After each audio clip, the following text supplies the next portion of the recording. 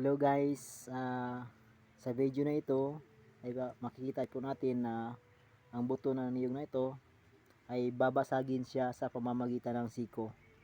So, maniniwala ba kayo na ang buto na ito ay mababasag sa siko?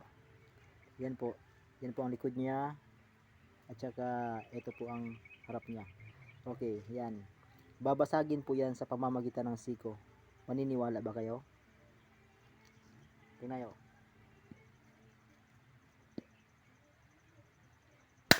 Ayan po. Ayan po siya. Basag na basag po siya. Okay? Ayan. So, kailangan lang po ng konsentrasyon at saka kailangan po ng lakas talaga. So, ayan. Basag na basag po siya. Okay. Kita nyo po ito. Ito. Ayan. Basag talaga siya. Sa pamamagitan lamang ng elbow. Ito po. Elbow. Binasag lang siya. Okay. So, dublihin po natin.